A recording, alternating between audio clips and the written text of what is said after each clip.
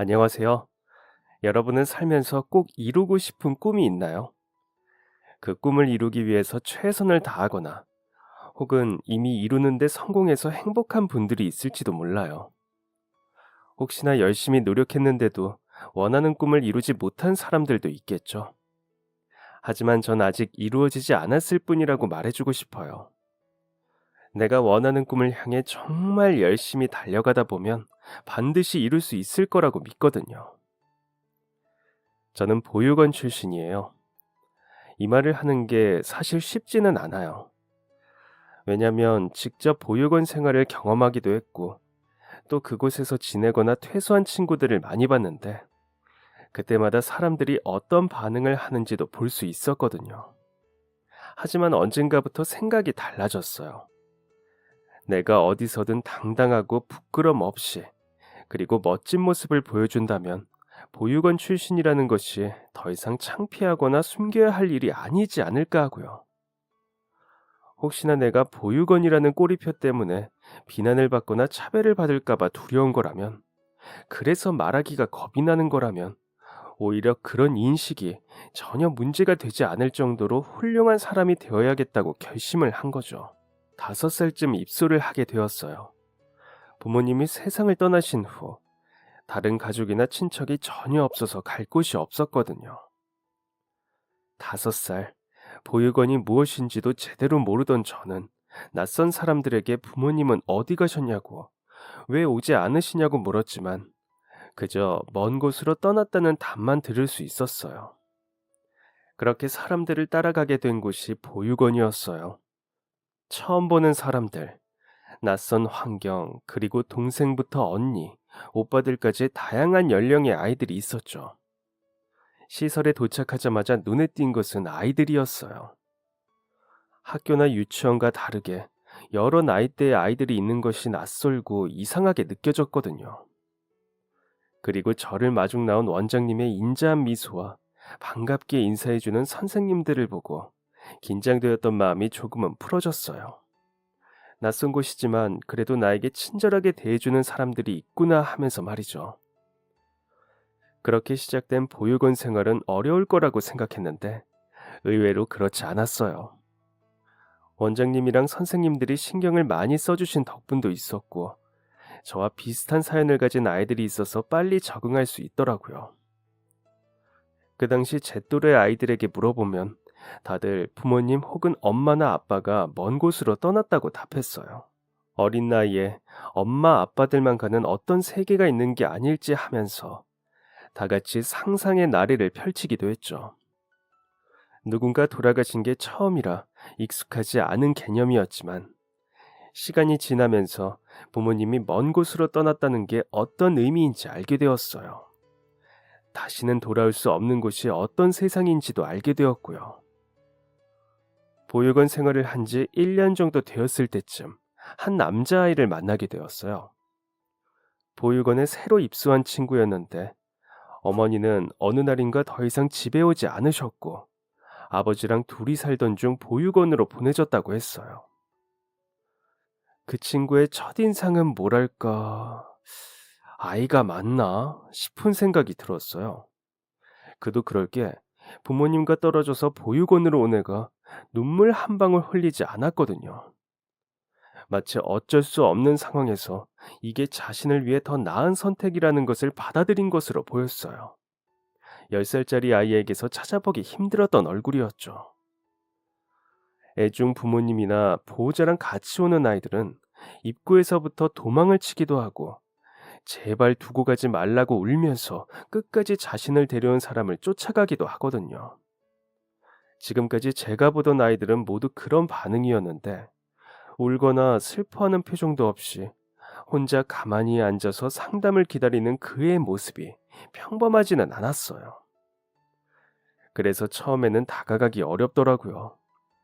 보육원에 있는 아이들이랑은 동갑, 동생은 물론 언니, 오빠들 할 것 없이 다 친하게 지냈던 친화력도, 사이력도 뛰어난 저에게도 그 친구는 어려웠어요. 무뚝뚝해 보이는 그의 얼굴에 저도 모르게 겁을 먹고 슬금슬금 피했는데, 그 벽이 허물어지는 계기가 있었어요. 어느새 보육원에서 맞은 세 번째 어린이날이었어요. 어린이날이라 보육원으로 선물이 왔는데 똑같은 주머니에 들어있어서 선생님이 이름 순으로 출석을 불러 무작위로 나눠주었어요. 그런데 열어보니 안에 구성이 조금씩 다르더라고요. 그때 당시 제가 너무 좋아했던 캐릭터가 있었는데요. 한 친구가 그 캐릭터가 그려진 사탕을 선물 받은 거예요. 기대하면서 제 주머니도 열어봤는데, 아, 다른 게 들어있더라고요. 너무 부러운 마음에 내 거랑 바꾸면 안 되냐고 물어봤는데, 빠르게 싫다고 거절하더라고요. 자기도 그 캐릭터를 좋아한다면서요. 한껏 시무룩해져서 괜히 어린 마음에 그 친구한테 삐진 채로 혼자 도서관 구석에 틀어박혀 있었는데, 그때 그 애가 다가왔어요. 그러면서 제가 갖고 싶었던 그 캐릭터 사탕을 건넸죠. 이거 너 가질래? 진짜? 이거 진짜 나 주는 거야? 응, 너 이거 좋아하잖아. 나는 별로 안 좋아해. 평소 무뚝뚝하고 조금은 무서운 아이라고 생각했는데 저를 배려해주는 모습에 생각이 바뀌었어요. 친하게 지내고 보니 그냥 말수가 적고 성격이 묻어난 거더라고요. 속도 깊고 어른스럽기도 했고요. 벽을 허물고 나니 보이는 점들이 많았어요. 조용하지만 알게 모르게 항상 친구들을 배려해주고 특히 어린 동생들을 정말 잘 챙겼어요. 아이들이랑 하하호호 웃고 떠들면서 그렇게 놀진 않지만 모든 놀이에 늘 조용히 참여하고 있었죠. 다정하고 자상해서 동갑인데도 오빠 같은 느낌이 들었어요. 속이 깊고 은근히 정이 많은 친구라 한번 친해지고 나니 마음을 완전히 열더라고요. 그래서 저희는 보육원 내에서 가장 친한 단짝이 되었어요. 남자애랑 여자애랑 친하다고 다른 애들이 얼레리 꼴레리 놀릴 때도 있었지만 저희 우정을 막을 수는 없었죠. 그런데 저희의 돈독한 우정에도 문제가 생겼어요. 10살이 된 어느 날, 그 친구가 입양을 가게 되었거든요. 입양은 분명 축하할 일이었어요. 특히나 새로운 가족을 찾았다는 것은 부모님이 계시지 않던 저희에게 정말 잘된 일이었죠. 평생 의지하고 함께할 수 있는 누군가가 생긴다는 점에서 축복이라고 할 수 있고요. 다만 이렇게 날마다 보던 단짝을 앞으로 영영 보지 못하게 될 수도 있다는 것은 슬펐어요. 친구의 행복을 빌어줘야 하지만 한편으로는 떠나지 말고 계속 매일 저랑 재밌게 놀았으면 좋겠다 싶었죠. 거기 가서 나 잊어버리면 안 돼. 안 잊어버려. 다른 곳에 가도 내 제일 친한 친구는 너야. 친했던 친구와 이별하고 난 후 매일 심심하고 할 일이 없던 저는 혼자 있다 보니 책 읽고 공부하게 되더라고요. 물론 다른 친구들이랑 어울리며 놀아도 됐지만 그때 당시 친구가 떠나간 침울함에 좀 깊이 빠져 있었던 것 같아요. 아마 그만큼 마음을 다해 좋아하고 친했던 친구였기 때문이겠죠. 공부를 좋아하게 된 것도 그때쯤이었던 것 같아요. 그냥 막 웃으면서 친구들이랑 놀고 싶지 않아서 혼자 틀어박혀 책과 교과서에 파고들게 되었는데 생각보다 재미가 있었거든요. 그리고 책 몇 권, 교과서 몇 장을 읽은 게 다음날 학교 수업에서 큰 차이를 만들었어요. 그리고 이러한 노력이 조금씩 쌓이다 보니 어느 순간 저는 교실에서 가장 답을 많이 맞히는 아이가 되어 있더라고요. 인생에서 내 마음대로 되는 일이 많지 않은데 공부는 신기하게 노력한 만큼 결과가 나오니까 좋았어요. 이만큼 노력하고 이렇게 공부하면 성적이 이 정도로 오르는구나. 내가 아는 게 엄청나게 많아진다고 하는 깨달음을 얻게 된 거죠. 내가 노력한 만큼, 애쓰는 만큼 예상한 결과가 나온다는 점이 정말 마음에 들었어요. 마음을 주었던 친구가 내 뜻과 다르게 멀어지게 된 거랑은 완전히 달랐죠. 그렇게 공부의 재미에 푹 빠져들게 되었는데 그러다 보니 중학생 내내 전교 1등을 놓치지 않았어요.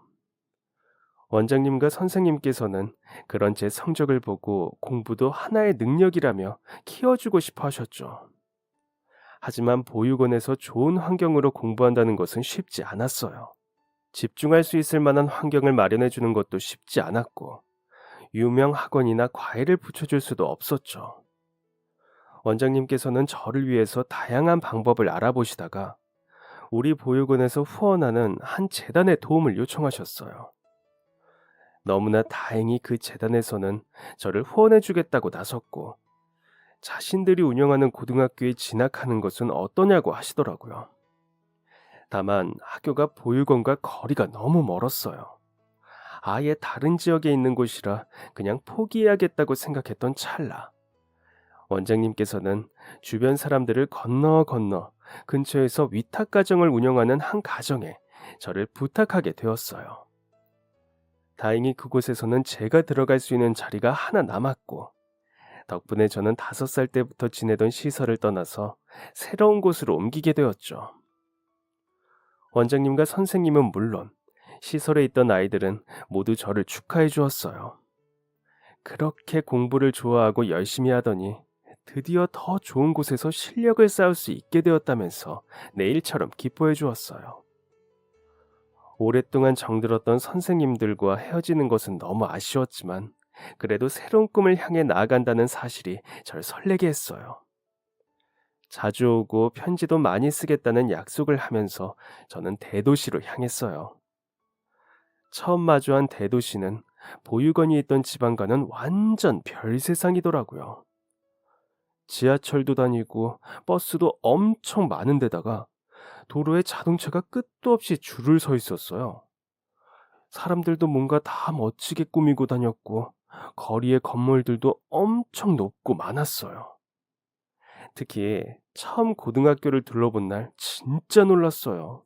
학교 시설이 정말 좋았거든요. 책상과 의자도 전부 새 것에 무슨 학교가 이렇게 큰지, 안에는 도서관이랑 밥 먹는 곳까지 따로 있었어요. 기분 탓일 수 있지만 교복도 뭔가 더 예쁜 것 같더라고요. 그리고 위탁 가정에서의 생활도 좋았어요. 아파트는 처음 살아봤는데 엘리베이터를 타고 집에 올라간다는 게 얼마나 낯설고 신기한 일이었는지 몰라요. 제 방에는 예쁜 이불이 있는 침대도 있고, 등받이가 제가 몸을 움직이는 각도에 따라 움직이는 의자도 있었어요. 내 방과 책상, 침대, 나 혼자 쓸 수 있는 물건을 갖는다는 것이 참 낯선 기분이었어요. 학교 생활도 좋았어요. 저뿐만 아니라 재단에서 후원하여 장학금을 받고 다니는 친구들이 몇 명 더 있어서 적응을 빨리 할 수 있었거든요. 물론 보육원 애들이라고 은근히 뒷말하는 애들도 있었는데, 그래도 그동안 꽤 많은 장학생이 다녔던 곳이라서 오히려 이해하고 먼저 다가와 주는 친구들도 많았어요. 새롭게 바뀐 환경에서 제대로 적응하지 못할까봐 많은 걱정을 했었는데, 너무나 다행히도 저는 누구보다 빠르게 달라진 생활에 익숙해질 수 있었어요. 어느새 대도시의 생활도 1년이 지났어요. 18살의 생일을 맞은 어느 날, 학교를 마치고 집으로 올라가는 길, 엘리베이터에서 제 또래의 남자아이 하나를 마주쳤어요. 엘리베이터 문이 닫히려고 하는데 다급하게 멀리서 "잠시만요" 하고 힘겹게 외치는 목소리가 들렸어요. 저는 빠르게 열린 버튼을 누르고 밖으로 얼굴을 살짝 빼고는 무슨 일인지 지켜봤어요. 보니까 한 어르신 한 분이 엘리베이터를 타기 위해서 저 멀리서 힘겹게 걸음을 옮기고 계셨어요. 그냥 지켜보기가 마음이 좋지 않아 저는 엘리베이터 안에서 처음 보는 남자아이에게 잠깐만 문을 열고 있어 달라고 부탁했어요. 그리고 얼른 엘리베이터에서 뛰어내려 어르신을 부축해서 탑승했죠. 기다려주셔서 감사합니다. 아이고, 고마워, 학생. 아니에요. 당연한 일인걸요. 몇 층 가세요? 아유, 그보다, 이거, 요 앞에 트럭에서 산 붕어빵인데, 이 집이 진짜 맛있어. 학생들 나눠 먹어. 아니에요. 괜찮아요. 할머니 드시려고 사신 건데. 난 괜찮아. 어차피 이거 사서 한두 개 먹는 게 다인데 뭐. 내가 손이 커서 넉넉히 산 거니까 이거 하나만 내가 가져갈게. 아, 아이, 그래도. 감사합니다. 어르신, 맛있게 잘 먹을게요. 다시 돌려드리며 거절하려고 했는데 같이 타고 있던 남학생이 붕어빵을 대신 받아서 들며 고맙다고 인사를 했어요. 어르신은 뿌듯한 미소로 조심히 들어가라며 내리셨고 문이 닫히고 저는 그 남학생과 어색하게 엘리베이터 안에 서 있었어요. 여전하네. 다른 사람들 도와주는 건.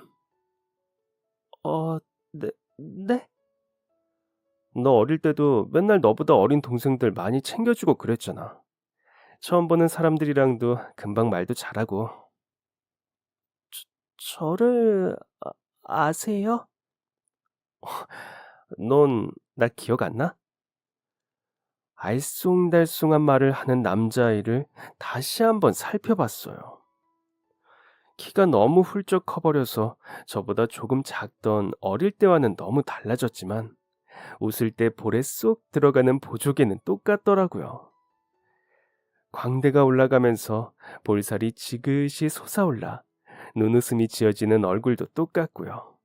맞아요. 알고 보니 그 애는 10살 때 입양 가기 전까지 저랑 가장 친하게 지냈던 단짝이었어요. 그 후로 8년 동안 보지 못하고 지냈는데 이렇게 한 번에 저를 알아보다니 놀라웠죠. 뭐야, 너 왜 여기 있어? 뭐야, 너 어떻게 지냈어? 나야 잘 지냈지. 얼마 전에 여기로 이사 왔어. 그러는 너야말로 여기서 뭐해? 나? 나는 성적 우수 장학생으로 선발되어서 여기 근처 고등학교 다니고 있어. 그래서 작년부터 여기 7층에 있는 위탁가정 생활하고 있고. 아는 사람이 전혀 없던 이곳에서 친구를 만나니 너무 반가웠어요. 게다가 오래전 가장 친했던 친구와 만나다니 너무 기뻐서 날아갈 것 같더라고요. 저희는 다시 엘리베이터를 타고 내려와 근처 놀이터에서 같이 붕어빵을 나눠 먹으며 그동안 밀린 이야기들을 나눴어요. 친구는 몇 년 전 해외로 유학하러 갔다가 돌아왔고 입양하신 부모님이 너무 잘해주신 덕분에 정말 잘 지내고 있다고 하더라고요. 부모님은 부동산 관련 사업을 하는 분들로 오랫동안 아이를 갖기 위해 노력하시다가 결국 애가 생기지 않아 입양을 결정하셨다고 해요. 그러다 보니 나이는 조금 많으시다고 했어요. 그래도 나를 정말 아끼고 사랑해 주셔. 내가 이렇게 많은 사랑을 받아도 되나 싶을 만큼 누군가에게 사랑받는다는 게 이런 기분이라는 것을 매일 느끼게 해주시는데 정말 감사한 일이지. 나는 친자식도 아닌데. 그래서 더 잘하려고 노력해. 나한테 주신 사랑만큼 기대에 부응하고 싶어서. 너도 여전하네. 나이답지 않게 속 깊고 어른스러운 거. 오랜만에 만난 친구는 훌쩍 자란 겉모습이 이전과는 다르기는 했지만 마음만큼은 어릴 때랑 똑같았어요. 다른 사람을 더 생각하고 은근히 챙기려는 모습이 어린 시절을 떠오르게 했죠. 저희는 오랜만에 놀이터에 앉아서 시간 가는 줄 모르고 수다를 떨었어요. 밀린 이야기를 다 털어내는데 한참이 걸리더라고요. 그 후로 등 하굣길에 매일 마주쳤어요. 학교는 서로 다른 곳이라 엘리베이터에서 버스 정류장을 가는 동안만 함께 하는데도 너무 즐겁고 행복했어요. 시험 기간이 다가오면 같이 동네 독서실에 가서 공부도 하고 구에서 운영하는 도서관에서 같이 시험 준비를 하기도 했어요. 저에게 부족한 영어와 수학을 친구가 알려주고 저는 그 애가 어려워하는 국어와 사회를 알려주었죠. 서로 부족한 점을 채워가며 열심히 공부한 덕분에 이전보다 성적도 조금씩 오르기 시작했어요. 그리고 매일같이 만나서 함께 하다 보니 서로에 대한 마음도 커지기 시작했죠. 누가 먼저 시작했다는 것도 없었어요. 그냥 어느 순간 보니까 같이 있는 게 너무 즐거웠고 그래서 떨어지고 싶지 않았어요. 어릴 때나 지금이나 서로를 가장 잘 이해하고 나와 제일 잘 맞는 사람처럼 느껴졌어요. 수능 시험이 끝나자마자 저희는 어떤 계기라고 할 것도 없이 손을 잡으며 공식적으로 커플이 되었어요. 그리고 누군가는 빠르다고 생각할 수도 있지만 저희는 성인이 되고 나서 결혼하기로 결심했어요. 철없는 아이들 생각이라고 여길 수도 있는데 그때의 저희 생각은 확고했어요. 어차피 결혼을 언젠가는 하게 될 텐데 내 인생의 가장 친한 친구와 괜히 시간을 낭비하지 않고 함께하고 싶다고 생각했죠. 그리고 이런 저희의 의견을 왜 이렇게 철이 없냐고 타박할 수도 있는데 그 친구의 부모님은 그러지 않았어요. 음, 너희 생각이 그렇다면 알겠다. 다만 이제 막 수능이 끝났고 서로 대학을 어디로 갈지도 아직 정해지지 않았으니 당장 눈앞의 일부터 차근차근 풀어가 보자꾸나. 서로 학교가 멀리 떨어지면 따로 살아야 할 수도 있고 성인으로서 새로운 인생을 시작하다 보면 바쁘고 힘들어서 지금의 마음과는 달라질 수도 있어.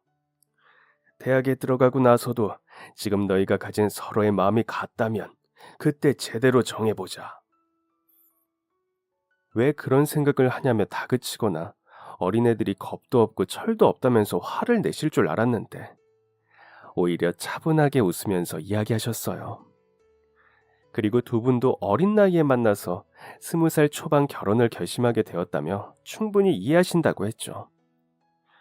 또 역시 우리 아들이라 그런가 아버지 어머니 하는 걸 다 따라하네 하고 이야기하시는데 그 모습이 뭐랄까 너무 좋아 보였어요. 피를 나눈 가족이 아닌데도 진짜 자식처럼 생각한다는 게 확 와닿았거든요. 저희는 대학에 가게 되었는데 아쉽게도 서로 다른 곳으로 떨어졌어요. 그래도 멀지 않은 곳이라 남자친구는 본가에서 학교에 다니고 저는 위탁가정에서도 퇴소해야 하므로 학교 근처 작은 월세를 구해서 생활했어요. 제가 유명 대학에 합격했다는 소식과 어릴 때 같이 보육원 생활을 했던 친구를 만난다는 소식을 전하니 원장님과 선생님들이 엄청나게 기뻐했어요. 둘이 어릴 때 친했던 모습도 기억난다며 하도 붙어 다녀서 나중에 결혼하는 거 아닌가 싶을 정도였다며 그런 두 사람이 다시 만나게 되었다니 잘된 일이라고 기뻐해 주셨죠. 대학 입학 후 남자친구의 부모님이 이야기해 주신 것처럼 할 일도 많고 적응할 것도 많았어요. 시간이 얼마나 쏜살같이 흐르는지 돌아서면 한 주, 한 달, 한 학기가 지나 있었어요. 하지만 그렇게 바쁘고 정신없는 중에도 저희는 서로를 챙겼어요. 짧게라도 시간이 나는 사람이 학교 앞에서 기다리기도 하고 제가 너무 바쁠 때는 남자친구가 자취하는 곳으로 와서 부모님이 싸준 반찬도 넣어두고 가고 집도 정리해주고 가더라고요. 그렇게 왔다 간 날은 꼭 작은 손편지를 남기고는 했어요. 저는 그 편지들을 읽을 때마다 이런 게 사랑받는 거라는 것을 느낄 수 있었어요. 남자친구가 자기 부모님에 대해 이야기하던 마음을 다해 사랑을 한다는 느낌을 저는 그의 덕분에 경험할 수 있었죠. 그렇게 2학기가 지나가면서 저희 생각은 더욱 단단해졌어요. 우리는 서로 함께할 운명이라고 말이죠. 그래서 2학기가 끝나자마자 그의 겨울 시부모님의 허락을 받아서 작은 결혼식을 올렸어요. 저희는 혼인신고만 하겠다고 했지만 부모님은 그래도 하나뿐인 자식 결혼인데 어떻게 그러냐며 조촐하게 드레스와 턱시도, 작은 예식장을 빌려주셨어요. 결혼 비용을 대신 내주시더니 더는 금전적으로 도움을 받으면 안 되겠다고 생각했어요. 우리 이제 어른이라고, 성인이라고, 결혼까지 했으면서 경제적으로는 부모님께 기댄다면 앞뒤가 맞지 않잖아요. 시부모님께서 이제 결혼도 했으니 자신들 집으로 들어와 살거나 작은 전세라도 하나 구해주겠다고 했지만 차마 그럴 수 없었어요. 경제적으로 의지하지 않고 저희 스스로 해내고 싶었는데 그건 남자친구도 마찬가지였거든요. 남자친구도 어차피 저희는 대학도 서로 떨어져 있고 아직은 공부에 집중하고 해야 할 일도 많으니 신혼집은 저희가 차차 알아서 구하겠다고 했어요. 저희는 아르바이트를 시작했고 함께 통장을 만들어 돈을 조금씩 모으면서 결혼 생활을 이어갔어요. 남자친구, 아니, 남편은 대학 공부를 먼저 끝내고 군대에 가려고 입대를 뒤로 조금 미뤘어요. 그래서 저희는 비슷한 시기에 대학을 졸업했고 어릴 때의 경험으로 아동 보육기관에서 근무하고 싶었던 저는 청소년 상담사 자격을 공부했어요. 졸업 후 저는 시험 일정에 면접, 연수 등등 정신없이 바쁜 시간을 보냈어요. 남편은 학기를 마무리하자마자 입대하게 됐고요. 입대하기 전 부모님이랑 다 같이 미용실에 가서 머리를 자르는 모습을 지켜봤어요. 사진도 찍으면서 재밌게 지켜보고 있었는데 뒤통수 쪽에 머리카락이 줄어들 때마다 정수리 아래 목덜미 위쪽으로 흉터가 눈에 들어오더라고요. 머리를 아주 짧게 밀고 나니 오래전 생긴 듯한 깊은 흉터가 모습을 드러냈어요. 이거 꽤 흉터가 큰데? 어, 진짜 뭐지? 난 다친 기억이 없는데? 우리도 전혀 모르는 일이야. 처음 데려왔을 때도 머리가 이렇게 짧지 않아서, 그동안 이렇게 짧은 머리를 했던 적이 없어서 이런 흉터가 있는 줄 몰랐어. 그러면 더 어릴 때 생긴 건가 봐요. 자기 정말 기억 안 나? 어, 나 진짜 기억 안 나. 나도 내 뒤통수에 이런 흉터가 있는 줄 지금 알았어. 뭐지? 아이, 그런데 이렇게 있으니까 뭔가 좀 멋지지 않아? 약간 카리스마 있지? 앞으로도 이렇게 빡빡 밀고 다닐까? 얼마나 어릴 때 다친 건지, 남편은 어떻게 다치게 되었는지, 왜 그런 흉터가 있는지 전혀 기억하지 못했어요. 다행히 아프지는 않다고 해서 그날 일은 그동안 몰랐던 신체의 비밀이 하나 밝혀졌다며 웃으면서 마무리가 되었죠. 그 후 저희는 다시 한번 서로 떨어져서 생활하게 되었어요. 결혼하고 나서 저희는 정식으로 같이 살았던 적이 없었어요. 제가 시부모님 댁에 가서 며칠 지내거나 남편이 제 자취방에 머무는 등 대학을 졸업할 때까지 그렇게 지내왔죠. 하지만 그동안 열심히 각자 돈을 모은 덕분에 조금씩 보증금이 마련되고 있었어요. 이제 제가 취직을 하게 되면 월급을 받을 수 있으니 더 빨리 돈을 모을 수 있겠다고 들떴어요. 남편도 작은 돈이지만 군대에서 열심히 모아보겠다고 했고요. 20살 이른 나이에 한 결혼이지만 저희는 나름대로 아주 잘 헤쳐나가고 있었어요. 시부모님에게 경제적으로 의존하지 않겠다는 다짐도 나름 잘 지켜나가고 있었죠. 보육원에 머무르면서 심리적으로 힘들어하는 아이들을 종종 보고는 했어요. 혼자라는 우울감이나 가정에서 학대당해서 왔던 애들을 보면서 늘 도와주고 싶다고 생각했었고, 그러다 보니 자연스럽게 청소년 상담사라는 꿈을 키우게 되었죠. 다른 사람의 이야기를 듣는 것도 잘했기 때문에 저에게 아주 딱이다 싶었어요. 그리고 무엇보다 부모님 없이 보육원에서 자란 제가 그런 자리에 있다면 비슷한 상황의 아이들에게 너희도 이렇게 멋지게 성장할 수 있다는 희망이 되어줄 수 있을 것 같았어요. 청소년 상담센터에 취직하게 되었고 오래 지냈던 자취방 건물이 철거된다는 이야기에 다른 곳으로 이사를 해야 했어요. 그동안 모아둔 돈도 있고 이제 취업도 했겠다. 본격적으로 남편과 자리를 잡고 살 수 있는 집을 마련하기로 했죠.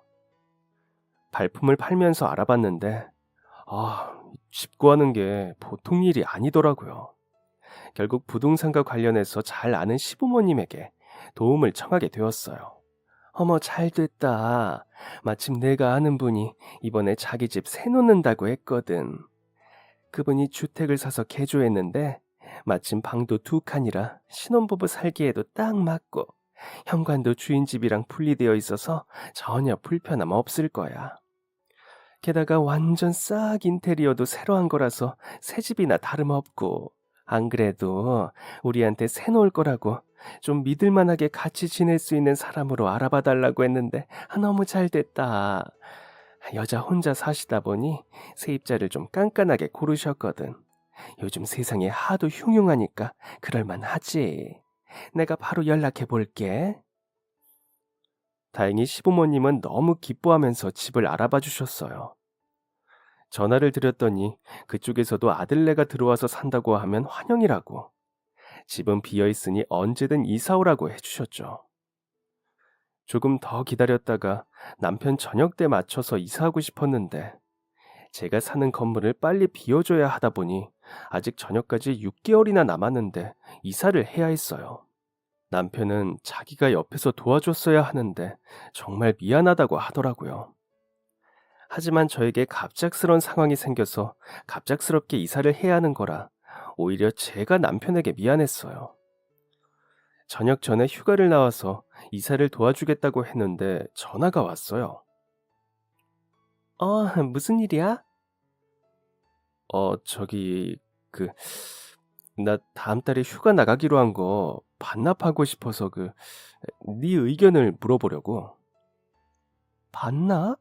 휴가를? 저녁 전에 나올 수 있는 마지막 휴가잖아. 맞아. 그런데 그게 이번에 휴가 쓴 사람이 워낙 많아서 아무래도 직급이 조금 낮은 애들은 휴가를 잘렸거든. 그런데 이번에 휴가 잘린 친구 중에 어머니가 엄청 아픈 애가 있었어. 지금 병원에서 수술받고 입원해 계시는데 계속 못 갔거든. 그래서 이번에 꼭 보내주고 싶어서 내가 휴가 반납하면 그 친구가 갈 수 있을 것 같은데 혹시 그래도 될까? 그런 일이 있었어? 그 친구 너무 속상했겠다. 그럼 당연하지. 어차피 짐도 별로 없는데 포장이사 다 불렀고 시부모님도 도와주신다고 했으니까 걱정하지 마. 그리고 이제 저녁도 얼마 안 남았잖아. 2달만 지나면 볼 텐데 뭐. 우리는 곧 만나니까 휴가가 더 간절한 분을 위하는 게 맞는 것 같아. 정말 이해해줘서 정말 고마워. 역시 우리 여보 최고야. 아쉬운 마음이 없다는 것은 거짓말이겠죠. 이사를 도와주려고 한동안 휴가를 나오지 않고 이삿날에 맞춰둔 상태였거든요. 그래서 안 본 지도 꽤 오래됐고 마침내 저희가 함께 살 신혼집을 구했는데 저 혼자 들어가야 한다니 마냥 좋지만은 않았어요. 함께 했다면 분명 더 즐거웠을 테니까요. 그런데 안타까운 사연을 듣고 차마 모른 척할 수도 없었어요. 남편도 저도 늘 남을 더 배려하는 성격이거든요. 게다가 그렇게 해서 휴가를 나온다고 해도 남편은 분명 휴일 내내 마음이 불편했을 거예요. 어머, 이분이 그 며느리구나. 이야기 많이 들었어요. 며느리가 너무 똑똑하고 야무지고 참하다고. 두 분이 칭찬을 얼마나 많이 하는지. 아들 칭찬보다 요즘은 며느리 자랑을 더 많이 한다니까. 이렇게 믿을 만한 친구가 우리 집에 들어오다니. 너무 다행이야. 앞으로 잘 부탁해요. 집주인 아주머니는 성격이 정말 좋았어요. 한쪽 팔에 화상 자국인 것 같은 큰 흉터가 있었는데 얼굴은 엄청 고왔어요. 젊은 시절에는 진짜 미인이셨겠구나 싶은 생각이 들 만큼 예쁘시더라고요. 자식도 가족도 없이 혼자 살다 보니 적적해서 사람 사는 소리가 그리워 주택을 사서 새를 놓게 되었다며 저를 엄청나게 반겨주셨어요. 새 집은 가격대를 믿을 수 없을 정도로 좋았어요. 한쪽 방은 서재로 꾸미고 안방은 침실로 꾸민 다음에도 공간이 남아서 책상 하나를 더 놓았어요. 대문의 앞마당에는 주인 아주머니가 가꾸신 예쁜 정원까지 있어서 창문을 열면 푸른 잎들과 알록달록 꽃들이 보였어요. 지인을 통해서 들어온 데다가 제가 보육원 출신에 아이들을 위한 상담 일을 하고 있다고 하니 아주머니는 저를 더 좋게 봐주시더라고요. 정말 대단한 일을 한다면서 엄청나게 칭찬하시고 남편 군대 보내고 혼자 지낸다고 배려도 많이 해주셨어요. 대문 앞에 택배가 오면 항상 우리 집 앞까지 올려다 주시고 맛있는 음식을 하면 제 목까지 꼭 챙겨주고는 하셨어요.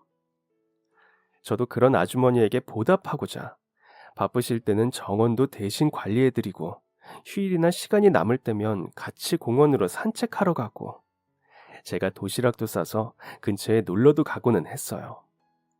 나이대는 다르지만 말도 잘 통하고 아주머니도 책 읽는 것을 좋아하셔서 저희는 날씨가 좋을 때면 마당에 앉아서 같이 간식을 먹으며 독서하기도 했어요. 비가 오면 지저분해진 마당을 제가 먼저 나서서 청소해두기도 했어요. 서로서로 도우면서 지내다 보니 정도 쌓이고 마치 저를 친딸처럼 예뻐해 주시는 아주머니 덕분에 이사 오고 하루하루가 행복했어요. 그리고 드디어 남편의 저녁일이 되었어요. 오전부터 언제쯤 남편이 도착할까 화장을 몇 번을 고치고 옷까지 새로 샀어요. 터미널에서 남편을 보자마자 울음을 왈칵 터뜨리고 말았어요. 시부모님은 출장일이 겹쳐서 차마 오지 못하셔서 저희는 바로 신혼집으로 향했어요. 미리 아주머니에게 남편이 올 거라고 이야기를 해두었는데 그래도 혹시 놀라실까봐 출발하기 전 한 번 더 전화를 드렸어요. 그랬더니 저만큼이나 설레고 기분 좋아하시면서 안 그래도 오전부터 고기를 잔뜩 사두었다며 얼른 오라고 하시더라고요. 그동안 남편에게도 집주인 아주머니 이야기를 많이 했었어요. 같이 보내는 시간이 길다 보니 자연스럽게 그렇게 되더라고요. 그 이야기를 들으며 남편도 얼른 만나보고 싶다고 기다려진다고 했었기에 저희는 집에 가는 내내 아주 들떠 있었어요. 도착해서 대문을 열고 들어가니 아주머니가 마당에서 기다리셨다가 저희를 반겨주시더라고요. 어서 와요. 드디어 남편 얼굴을 보네. 그동안 이야기만 많이 들었는데 듣던 대로 아주 훤칠한 청년이구만. 안녕하세요. 저도 이야기 많이 들었습니다. 저 없는 동안 엄청 잘해주셨다고 하더라고요. 새 집으로 이사와서 덕분에 잘 적응할 수 있었다고. 마치 자기를 딸처럼 챙겨주신다면서 좋아하길래 저도 얼른 만나 뵙고 싶었습니다. 아이고, 내가 한 게 뭐 있다고. 예쁜 아가씨가 들어와서 오히려 내가 너무 좋았는걸. 아유, 배고프죠? 고기 사뒀으니까 얼른 옷 갈아입고 내려와요. 저희는 마당에서 고기를 구워 먹기로 했어요. 남편은 옷을 갈아입으러 집으로 돌아갔고 저는 아주머니를 도와 마당에 반찬들을 나르고 의자와 테이블을 펼치며 고기 구울 준비를 했죠. 옷을 갈아입은 남편은 저희가 준비하는 모습을 보고는 후다닥 뛰어왔어요. 제가 하겠습니다. 이건 여기에 올려두면 될까요? 아이고, 이제 막 저녁한 사람이 좀 쉬어야지. 그것만 거기 올려놔줘요. 싱글벙글 웃으면서 남편이 세팅된 불판 옆에 고기를 가져다 두는데 그 뒷모습을 보던 아주머니가 갑자기 들고 있던 양푼을 바닥에 떨어뜨렸어요. 쨍그랑 하고 울려 퍼지는 큰 소리에 저도 남편도 깜짝 놀라 돌아봤어요. 아주머니는 산에서 호랑이라도 만난 것처럼 입을 다물지 못하시고 남편을 쳐다보고 있더라고요. 아주머니, 왜 그러세요? 그, 그 흉터, 그, 흉터요? 그 흉터, 혹시 그 흉터 어쩌다가 생긴 거예요? 네, 흉터요? 여기 머리 뒤에 있는 거요? 저도 잘 모르겠어요. 25년 넘게 모르고 살았거든요. 입대하면서 머리 자르면서 알게 된 거라 몰랐는데 머리를 빡빡 밀고 보니 뒤에 흉터가 있다고 하더라고요. 그럼 언제 생겼는지, 어떻게 생겼는지 전혀 모르나요? 네, 제가 6살인가 7살쯤 보육원 지낸 이후로는 다친 적이 전혀 없어서 아마 그 전에 다친 게 아닐까 싶어요. 보육원이요? 저 입양됐거든요. 10살쯤에요. 저희 부모님 지인분이라서 아시는 줄 알았어요. 자식이 잘 안 생겨서 힘들었단 이야기는 들었어요. 입양을 했었다니, 그건 몰랐네요. 혹시 그 흉터에 대해서 전혀 기억이 없나요? 네, 전혀요. 너무 어릴 때였나 봐요. 어, 여기 아가씨랑 동갑이라고 했죠? 아주머니는 뭐에 홀린 것처럼 혼자 잠시 멍하니 바닥을 응시하면서 중얼거렸어요. 무슨 상황인지 도저히 알 수 없어서 먼저 이야기를 꺼낼 수도 없고 혼자서 계속 중얼거리며 뭔가 숫자를 계산하는 듯한 아주머니의 모습을 그저 바라만 보고 있었죠. 갑자기 얼굴이 창백하게 질리는 것 같더니 집 안으로 뛰어들어갔어요. 저희는 너무 놀라서 생각할 겨를도 없이 그 뒤를 같이 따라 들어갔죠. 아주머니, 괜찮으세요? 불러도 대답이 없으셔서 신발을 벗고 따라 들어가니 옷장에서 웬 상자를 꺼내고 있었어요. 이거, 이거 먼저 봐주겠어요? 그게 설명이 더 빠를 것 같네요. 아주머니가 꺼낸 상자를 열어보니 그 안에는 사진이 들어 있었어요. 어린 아기의 사진들과 종이에 잉크로 찍힌 아기 발바닥 모양도 있었죠. 갓난아기 때부터 한 4~5살쯤의 아이 모습이 찍혀 있는 사진들이었는데 얼굴이 좀 익숙하더라고요. 이 여보 아니야?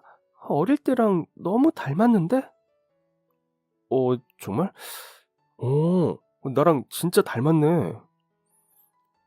혹시, 혹시, 정말 미안한데, 혹시 나랑 친자 검사 한 번만 해볼 수 없을까?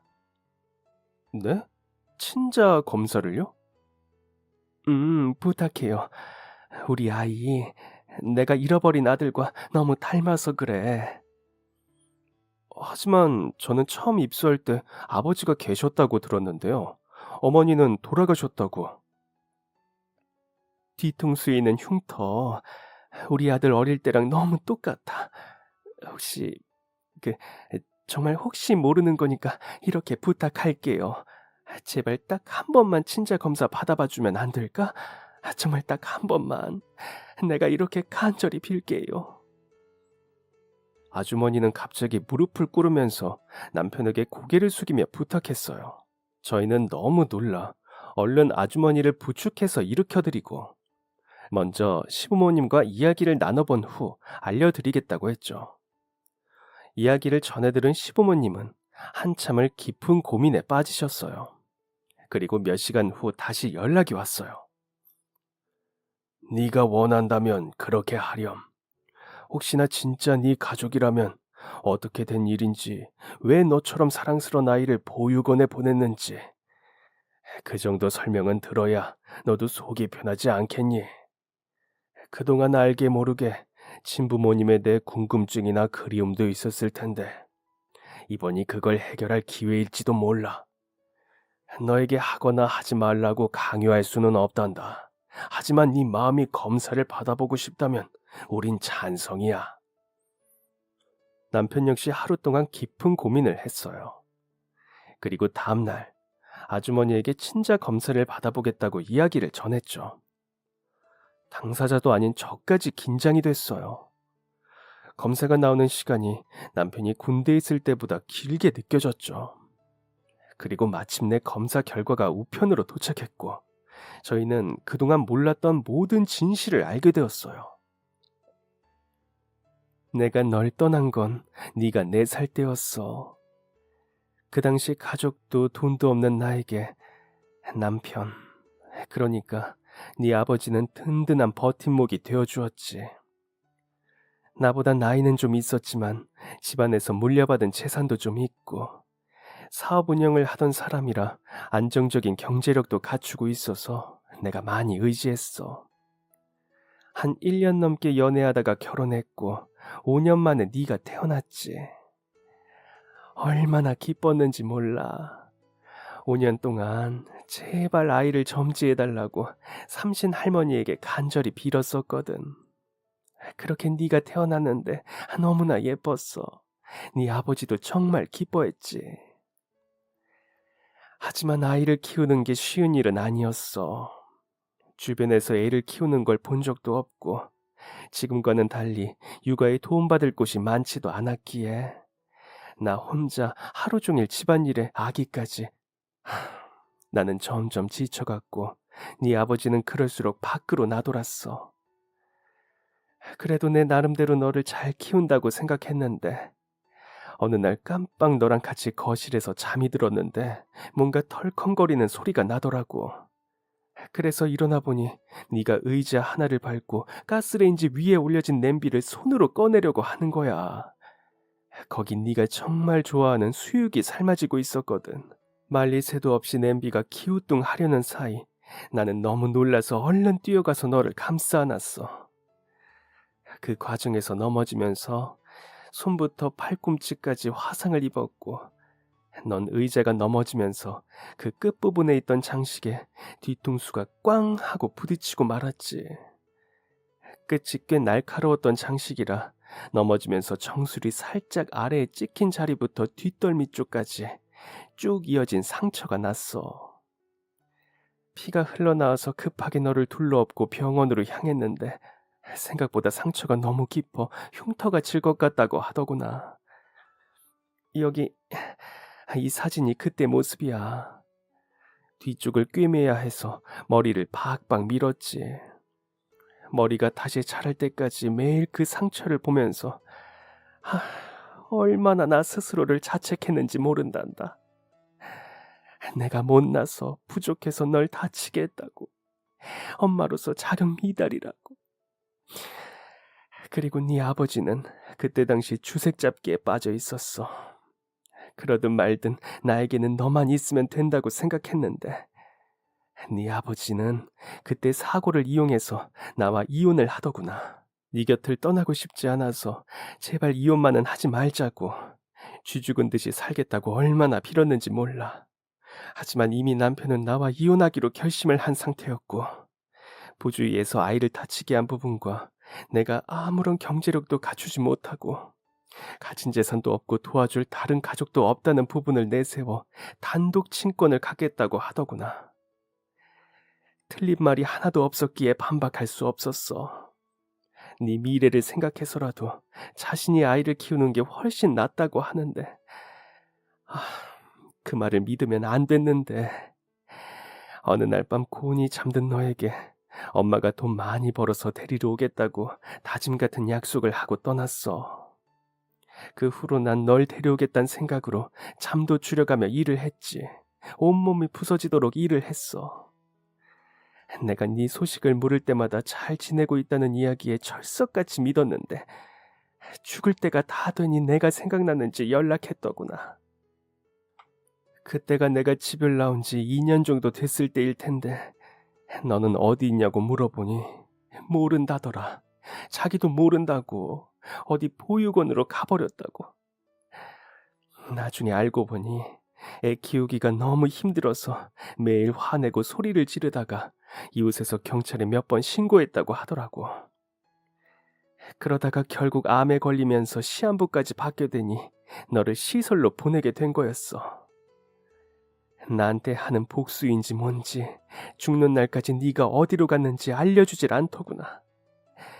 어쩌면 너한테 관심도 없었기에 본인도 정말 몰랐던 것일 수도 있지. 그렇게 인근 보육원마다 연락도 하고 혹시나 너랑 비슷한 또래의 남자애가 있다고 하면 달려가서 확인도 해봤어.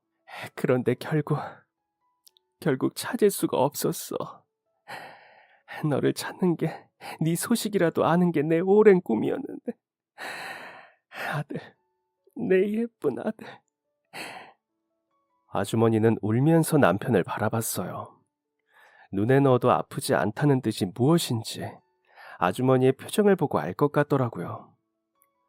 남편 역시 처음에는 무슨 사연인지 들어는 드릴게요 하는 듯 약간은 삐딱한 자세로 이야기를 들었지만 어느새 아주머니를 바라보며 손을 마주잡고 같이 울고 있었어요.